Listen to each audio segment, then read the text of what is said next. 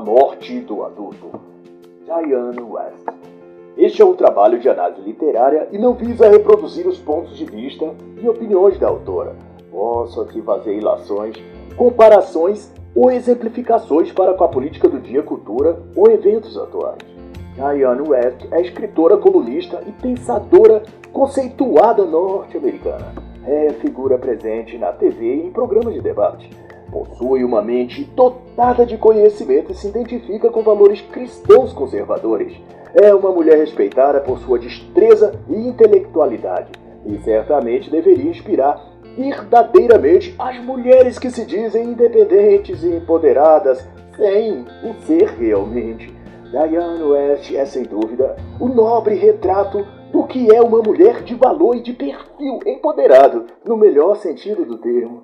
Então, a autora menciona esta obra e seu título, sobretudo, representa uma certa condição de mudanças sociais e culturais permanentes. É uma tradução minha do original em inglês e, portanto, pode conter pequenas incorreções, mas que não alteram o entendimento da obra no seu todo. Uma mudança civilizacional é como ela se refere o tema deste livro. E para ela, até bem pouco tempo atrás, a vida era estruturada em a fase da infância, que era, por conseguinte, bem curta, seguida pela idade adulta, a atual juventude, a adolescência não existia. E o que se esperava de um jovem era o mesmo que de qualquer homem e mulher adultos: responsabilidade, competência profissional, honradez, temperança. Mas, porém, houve no meio do caminho uma alteração no processo entre a fase da infância e a do jovem adulto. De repente, a mídia, a cultura ou sei lá o que, convocou os jovens a desfrutar e estender um pouco mais sua fase infantil. E o que sucedeu foi que, nas palavras da autora, abandonou-se a maturidade em função de querer se viver a eterna juventude.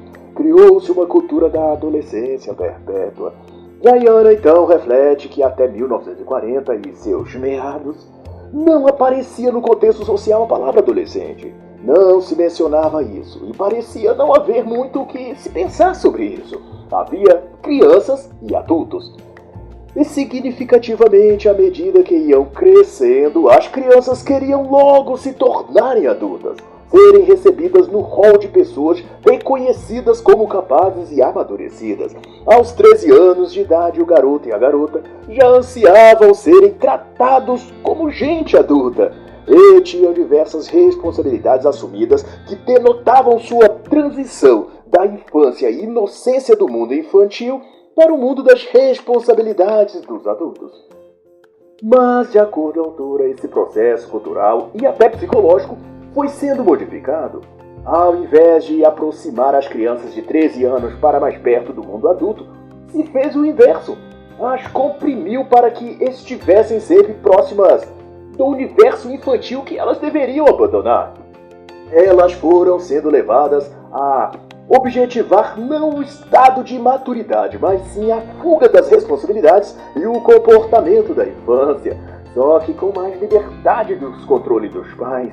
É o bônus sem o ônus. O reflexo disso logo se viu também na indústria cinematográfica e cultural em geral. Passou-se a produzir em quantidade absurda entretenimentos que não são infantis, mas que também não representam traços de maturidade cognitiva, como games, livros de ficção, etc. Todos classificados para o público jovens adultos.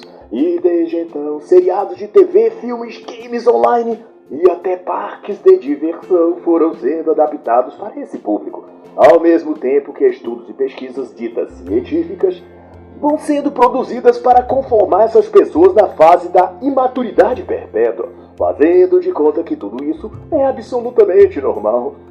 A Academia Nacional de Ciências nos Estados Unidos redefiniu já em 2002 que a adolescência seria um período entre os 12 anos e os 30.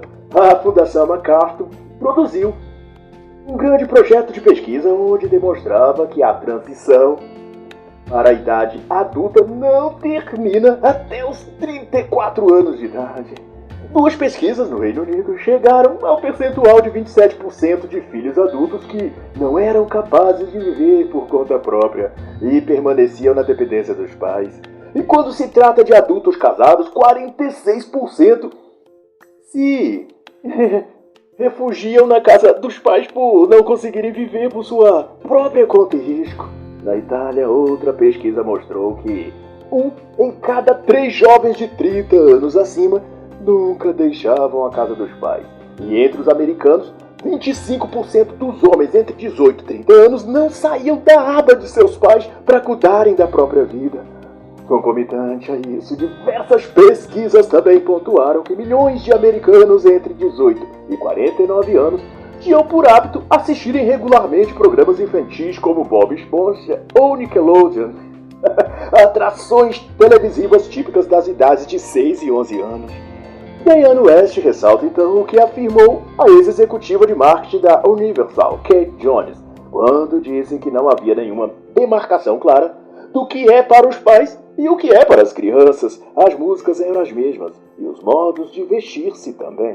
Hoje, pais e filhos se vestem mais ou menos iguais. A adolescência se tornou um estilo, um tipo de estado de espírito, uma personalidade que até os adultos querem reafirmar sobre a sociedade. E isso, segundo a autora, representa uma mentalidade anormal, um modo de ser como se o adulto estivesse às margens de desistir de ser adulto. Mas o pior é que tal essa cultura foi impregnada que sequer as pessoas notam que algo nisso tudo está desencaixado do seu lugar. As pessoas já veem isso como normal, porque não enxergam como era há um tempo atrás, ou mesmo quais as consequências disso para o futuro próximo. E para a autora, o fato de não ver os sintomas da adolescência tardia já é um indício de que se está sofrendo dela. E nem mesmo quando é o cinema que mostra essa síndrome da eterna adolescência, as pessoas adultas são capazes de perceber que se trata de uma mudança cultural que está sendo forçada sobre a sociedade. Normalmente passa-se despercebido quando homens adultos interpretam personagens infantilizados, como John Travolta em Olha Quem Está Falando, ou Robin Williams em Rock, A Volta do Capitão Gancho, ou então Tom Hanks em Quero Ser Grande e no clássico Forrest Gump. Para Diane West, obras cinematográficas como essas personificam o que ela chama de infantilismo, que é a transformação gradativa de homens adultos em crianças ou adolescentes, psicologicamente, é claro. A grande sedução que isso provoca nas pessoas é que a vida adulta demanda preocupações e um estado de permanente lidar com problemas, ao passo que refugiar-se na condição mental de crianças ou adolescentes lhes pouparia de tomar decisões difíceis e de ter de assumir as consequências do que quer que venham a escolher. Ao que se vê após a geração Baby Boomers, a mentalidade cultural foi se regredindo. Os novos adultos, à medida que foram se deparando com os problemas da vida adulta, foram renunciando terem de contribuir com as soluções de um mundo aparentemente em caos. O sexo é a única parte da vida adulta que querem experimentar. O pós-guerra parece ter mexido com o cérebro da geração seguinte e os fez se sentirem indefesos e amedrontados. Buscar uma carreira profissional faz tremer nas bases as atuais gerações. Assumir família também. Correr atrás dos sonhos, e isso nem se fale. Parece assustador para eles. Assim, manter-se seguro numa mentalidade infantil parece ser um modo menos traumático de se viver. Porém, todo esse novo paradigma sendo construído exige dessa geração o preço de se fazer ruir toda a estrutura da vida e da própria sociedade. E tudo, desde a feminilidade e masculinidade até a queda drástica da inteligência, tudo vai sendo deteriorado. Esse é o preço. O que falta saber é que o processo de maturidade envolve muito mais do que cabelos grisalhos, rugas no canto dos olhos e celulite nas coxas. Amadurecer envolve honra, sobriedade, decoro, sabedoria e compromisso moral. E todos esses quesitos são bases estruturais que sustentam a sociedade em todos os seus âmbitos, profissional, social, religioso. Fora essas coisas, não há outras âncoras capazes de levar uma civilização adiante. A recusa, portanto, do jovem de amadurecer-se o leva a uma inevitável e talvez inalterável condição de imaturidade emocional, mental, estética e também espiritual. As consequências disso se verá reverberado nos serviços, nos produtos, nos atendimentos, nos tipos de gestão política e toda outra que se terá no futuro próximo. não haverá qualidade, a vida estará acabada. E mais à frente, a autora invocará Lionel Trilling para explicar o conceito de sociedade permissiva, que adveio da revolução sexual dos anos 1960, e que, segundo a ótica desse autor, ajudou a formatar esse conjunto de condicionamentos mentais que agora se denomina de adolescência perpétua ou tardia. O diagnóstico de Trilling faz que tudo isso remete a uma profunda insegurança que o jovem hoje sente em relação ao futuro. De algum modo, ao olhar à frente no pós-Segunda Guerra Mundial, todas as chances e oportunidades, de repente, criou-lhe alguns uma enorme sensação de temor. Será que se encaixariam no tal novo mundo que viria? E se ao fim tudo que conquistarem for de novo destruído por uma nova guerra? E se não forem bons o suficiente para o que há de vir? É como se ao idealizarem o futuro, esses jovens à época temessem não conseguirem construí-lo ou se encaixarem nele. E não obstante, Hollywood fez sua parte em criar para esses indecisos e temerosos uma rota de fuga, um escape de toda a pressão por serem bem-sucedidos e vencedores. Como opção, eles poderiam esconder-se na eterna adolescência e se recusar a crescer. E se não crescessem, não precisariam ter de lidar com tais preocupações. Bastaria que se trancassem no quarto e ficassem jogando videogames. E seus pais fariam todo o trabalho de se preocupar com as contas, com o aluguel, com as compras, as faturas e todas as coisas chatas e tediosas que os adultos têm de fazer. E mesmo quando tivessem filhos, não precisavam se preocupar, porque teriam a vovó para cuidar do netinho. Mas, porém, esses suportes, a vovó, os pais, algum benefício estatal, ou mesmo os amigos ou parentes, nada disso dura para sempre. Cedo ou tarde, aquele apoio deixará de existir. E o jovem adulto que se recusou a crescer e assumir responsabilidades se verá sozinho diante de lutas as quais não se preparou para vencer. Porque no tempo de aprendizado, ele se recusou a enfrentar a vida e a amadurecer. A eterna infância é uma vida artificial, não pode ser mantida indefinidamente. Por outro lado, a cultura do anti-herói promovida pela mídia ajudou também a formatar a mente da juventude, que já estava buscando um álibi para fugir daquilo que temiam não serem capazes de realizar, que era o de sair da casa dos pais, assumir sua própria vida, pagar suas próprias contas e viver sob suas próprias custas. De alguma forma, o jovem passou a sentir-se inadequado para esses padrões. A vida parecia exigir muito deles. Cobrando, imagine que eles pagassem as próprias contas. Mas que absurdo, que mundo injusto. E daí então tinham de se vingar daqueles que simbolizavam essa cobrança e pressão social sobre eles. E daí elegeu-se os adultos como inimigos seus. O mundo dos adultos se tornou um objeto a ser rejeitado e combatido, pois que ameaçavam a feliz vida tranquila daqueles que não queriam crescer e sair para a vida. Qualquer cobrança a esse jovem seria daí vista como intolerância dos adultos, incompreensão, discriminação, perseguição. Surgiriam então os heróis, ou melhor, os anti-heróis, que reivindicariam seu direito de não serem bem-sucedidos na vida, e cada anti-herói, como o Coringa, Ravenna ou qualquer outro fabricado pela Marvel pós-modernista, era o símbolo daqueles que primavam pelo direito de serem tolos, fracos e falidos. Afinal, crescer, ser independente e obter coisas com seu próprio suor era um modus operandi do capitalismo opressor burguês. Lutar contra o sistema era não fazer parte do sistema, o que na cabeça desses jovens loucos e psicóticos era não ter nada na vida, nem profissão, nem renda, nem meios de se sustentar. E exaltar isso em forma de risadas histéricas de deboche, como o fracassado Joker na premiada Dramaturgia de Todd Phillips em 2019, ele ri diante de um mundo que se destrói em chamas. Um espetáculo grotesco que representa o caos e vazio que está na sua própria alma. O mundo destruído satisfaz o desalmado Joker, Arthur Fleck no filme, pois esse é o estado de sua alma. Fogos, ira, revolta e um permanente sentimento de desconexão com o mundo. Ele se vinga de um mundo que sempre exigiu dele, mas não lhe deu oportunidades, não lhe deu colo, nem benefícios, nem a ajudinha que papai ou mamãe lhe daria. É uma criança precisando ser acalentada. É isso que o Coringa representa. E os jovens das novas gerações se identificam com ele, pois sentem esse mesmo peso da responsabilidade que o mundo dos adultos lhes cobra. No fundo, querem que tudo se queime. O mundo que se recusa a dar-lhes colo e os adultos com suas vidas bem-sucedidas pelo capitalismo, que só dá a quem luta para obter e conquistar. O anti-herói doravante é um ser amputado desse mundo materialista que ele tanto odeia, e sua arma é o sarcasmo. Ele ri do sucesso dos outros e sempre acha um porquê para ele as coisas não deram certo. É que naquele tempo as coisas eram mais fáceis. No tempo dos avós, dos pais, ou naquele tal lugar, naquele outro país, tudo era mais fácil, etc e tal.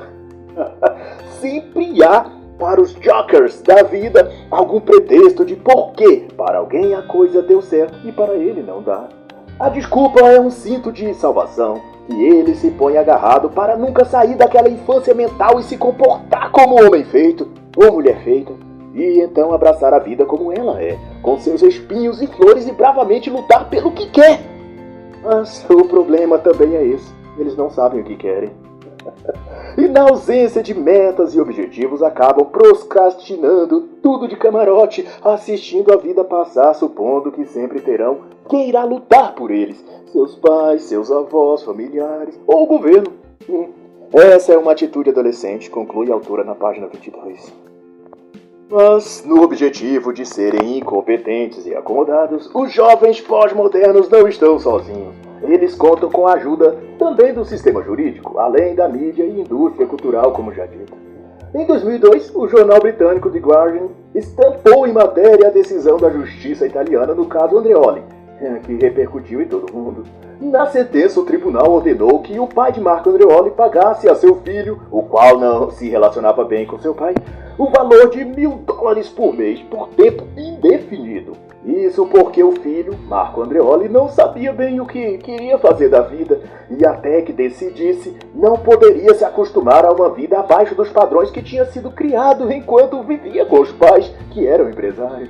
Segundo a justiça, Giuseppe Andreoli, pai de Marco Andreoli, deveria pagar uma pensão vitalícia a seu filho até que o garotinho de idade adulta resolvesse o que fazer da vida. A decisão dos juízes, publicada no jornal, transcrevia os dizeres que o dever de um pai de manutenção do filho não expira quando seus filhos atingem a idade adulta, mas continua até que os filhos provem que podem alcançar a independência econômica.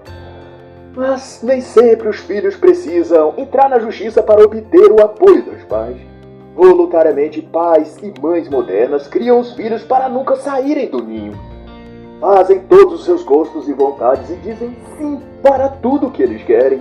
Desse jeito, os filhos nunca se sentem prontos para deixar o ninho e voar com as próprias asas, pois sentem que em lugar algum do planeta acharão quem diga sim para todas as suas vontades e lhes dará generosamente tudo o que desejarem. Graças a essa permanente generosidade do papai e da mamãe, vai dizer Diane West, os filhos desta geração, mesmo quando já formados na universidade, não se sentem aptos a buscar seus próprios meios de vida e recorrem aos pais para tudo o que precisam, pois que sabem que a porta de seu papai e mamãe continua aberta ininterruptamente para eles. Uma pesquisa nesse sentido, de setembro de 2006 pelo Washington Post, revelou que mesmo após concluírem a faculdade, os filhos permaneciam por mais de um ano na casa de seus pais. Pesquisadores sociais têm chamado o comportamento de pais e filhos desse sentido de era pós-adultos.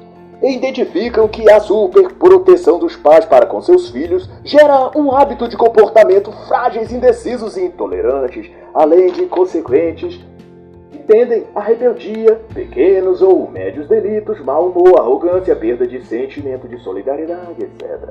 Pois a superproteção dos pais forja nesses jovens a mentalidade de que, não importa o que façam, eles sempre terão o apoio dos pais. Não há, portanto, incentivo para que cresçam e assumam as consequências e riscos de suas decisões. E Diane West relaciona ainda tais premissas ao alto consumo por parte dos jovens de álcool, drogas, comportamentos delinquentes e aventureirismo sexual. Isso tem por consequência também a perda dos valores e o completo hedonismo nos quais a atual juventude está viciada.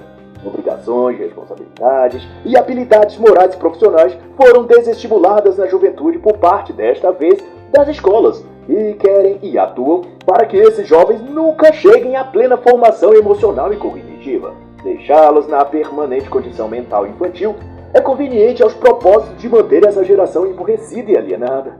E muito sobre isso pode ser explicado nas obras A Idiotização Proposital da América, de Charlotte Thompson, e A Emburrecimento Programado, de John Taylor Garrow. O principal dever dos pais, na verdade, e isso eles negligenciam, é dar embasamento moral a seus filhos, forjar neles uma mentalidade capaz de fazer as escolhas corretas, a rejeitar o mal e amar o bem. Os pais esperam que seus filhos, ao crescerem, façam boas escolhas na vida. Mas como farão isso se esses pais não lhes ensinou a distinguir entre o certo e o errado, e nem lhes forneceu instruções claras sobre honra, moral e dever? Os jovens crescem sob um ambiente doméstico onde nem sequer precisam lavar o prato em que comeu, onde tudo lhes é dado nas mãos, onde cada choro seu é prontamente seguido de um presente da mamãe ou do papai. Tudo o que aprendem na prática é que o mundo é um grande garçom, lhes servindo tudo o que esses jovens desejam. Quando saem então para a vida, descobrem que há mais gente querendo receber do que pessoas dispostas a dar. E veem que na vida, ao contrário de como era na casa dos seus pais, muitas portas estão fechadas e há muita gente que dirá não para eles. Daí, assustados e despreparados para lidar com isso, voltam ao refúgio seguro da casa e dos braços dos pais. Lá, seu antigo quarto, sua cama quentinha e seu videogame continua no mesmo lugar, esperando por eles. E mamãe está na cozinha preparando um lanchinho especial de Toddy sucrilho para ele comer. Por que crescer se a vida como criança é tão mais fácil? O que evidencia que a geração atual de adultos, pais e avós tem ampla culpa em como são e serão os jovens, os filhos e netos. A influência e papel dos pais quanto aos filhos vai além de protegê-los e sustentá-los. Passa também pela função de impor limites, inspirar condutas éticas, puni-los quando cometem erros deliberados, treinar neles a autoconfiança, sujeitá-los ao temor religioso e dotá-los de valores morais sólidos. Lições que há uma geração atrás eram ensinadas e aprendidas quase instintivamente, mas que agora parece coisa de outro planeta, de tão distante que pais e filhos estão do que é verdadeiramente valores familiares. E nesse sentido indica então a importante obra Pais e Filhos, Companheiros de Viagem, de Roberto Chiniachik. E nesse debate a autora classifica essa geração de filhos adultos dependentes de pais que precisam dos pais, já que nesse caso os filhos adultos já são da maioria das vezes pai ou mãe, mas mesmo assim são negligentes quanto a cuidar de si mesmo e dos seus filhos, outorgando essa responsabilidade aos avós de seus filhos, que assumem o papel de estragar os netos assim como estragaram os filhos, dando a estes tudo o que queiram, desejam, menos educação, valores e limites. Em dado capítulo sobre a verdadeira guerra cultural, Diane West traz a citação de Theodore Dalrymple em Nossa Cultura ou O que Restou Dela, quando ele diz que uma sociedade de castrados é fácil de controlar. E de fato, é disso que se trata, de um processo cultural de condicionamento mental em que desde a adolescência e infância as pessoas são treinadas a abdicar de conteúdos morais, familiares e humanos até. E isso gera um conflito interno que se transforma depois em crise existencial e perda de sentido para viver. A seu tempo, esses jovens buscarão alicerce e no que ancorar-se, já que foram persuadidos a desprezar a religião, a rejeitar os pais e a consumir pornografia, álcool e drogas. E na ausência de bases, apegam-se justamente naquelas coisas que lhes destruirão: a TV, a mídia manipuladora, o comunismo, a liberação sexual, o niilismo. E trazendo para o debate o também autor George Orwell, Diane West chama essa postura de engano universal, e se trata de uma guerra pela identidade, onde crianças e adolescentes são atacados em suas mentes e almas, e deles é roubada a personalidade e os sentimentos pela família, os valores da religião e tudo o que poderia lhes sustentar psicologicamente depois de adultos.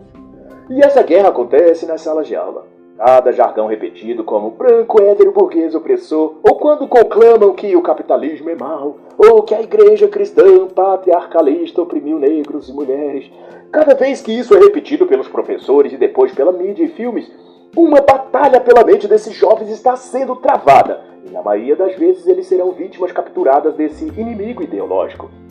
Porque lhes falta também o ânimo e força de vontade de tomar as rédeas de suas próprias vidas e irem atrás de outras fontes de informação. Acomodam-se, contraem-se, desestimulam-se, porque não querem ser os heróis de si mesmos. Querem sentar-se num trono de ouro e deixar que outros vençam a batalha em seu lugar. Mas como essa batalha é nas suas consciências, somente eles próprios podem lutá-la. Não é à toa, portanto, que a maioria dos jovens estão atolados no limbo existencial, sem sentido para a vida, sem sonho, sem capacitação intelectual e depressivos. Tudo que são capazes de dizer são as repetições dos cacoetes verbais típicos de militantes progressistas, branco opressor, heteropatriarcalista, homofóbico, transfóbico. Não sai de suas mentes uma única ideia original. Tudo é plágio do que outros jovens imbecis também estão dizendo na outra esquina. São como balões cheios de vento ideológico, que para nada serve a não ser impedir que boas coisas entrem em seus cérebros. Não é de se surpreender, então, que estamos a contemplar uma horda de zumbis juvenis sem qualquer utilidade, nem para si, nem para suas famílias e nem para o mundo. Tudo que preocupa esses jovens se resume em se o Wi-Fi está funcionando. E à medida que a conexão dessa juventude com a realidade vai se consolidando, os próprios adultos vão deixando de existir. Não, é claro, na idade, as pessoas continuam envelhecendo, mas no quesito mental e psicológico, o estado de espírito dessas pessoas é como o de bebês, devotado a saciar os instintos do corpo apenas. E assim é para com essa geração. Bebês chorando quando a mamãe se afasta e sentindo-se acalentados quando essa mamãe lhes dá o leite materno para sustentá-los. E de barriguinha cheia só lhes resta arrotar satisfeitos e dormir despreocupadamente até que suas barrigas novamente ronquem de fome. Para daí chorarem outra vez e receberem de novo a porção de leite que precisam para viver. Essa analogia se refere à transformação comportamental que se impôs à sociedade moderna. Foi uma reprogramação do seu pensamento que, por sua vez, irá ramificar-se em todos os aspectos de sua vida. É uma irradiação ideológica que afetou e afeta cada dia no seu crescimento e estatura intelectual, moral e pessoal. O que se vê é que a acomodação dos jovens em eternos meninos segue sob a influência do marxismo cultural. Portanto, para superá-la, é imprescindível que se rompa total e radicalmente com as fontes que inserem nas suas mentes os conteúdos marxistas, sejam filmes, games, músicas. Tudo que estiver a produzir essa contaminação em sua alma deve ser identificado e abolido, se o indivíduo em questão quiser de fato voltar a crescer mentalmente. Não se faz um adulto pleno alimentando só com leite. É necessário alimento sólido. E nessa comparação a criança precisa abandonar os seios da mãe. Explorar o cardápio que não se serve na escola, como livros e autores que não sejam socialistas, músicas que não sejam de cunho erótico, amizades que não sintam raiva ou desprezo pelo homem hétero nem pelos valores cristãos. Enfim, é preciso desligar sua mente da tomada que o energiza ideologicamente e reconectar-se com o bom, o justo e o belo. Esse choque de realidade pode até matar a criança, mas certamente fará sobrevir o adulto que já soterrado nos escombros da ideologia, da infantilidade e da mentalidade anticristã. Deixando esvanecer essa névoa intoxicada, a estatura do homem será atingida em lugar da pequenez da eterna criança. E em lugar do ser infantilizado, submisso e subdesenvolvido, se terá um homem erguido de pé, encarando de frente a vida e enfrentando os desafios que lhe for diante. Pois, sobretudo, homem ou mulher adultos devem ter, antes de tudo, robustez também espiritual. Isso é o que difere o homem do adulto. E assim encerra a análise da obra A Morte do Adulto, Diane West.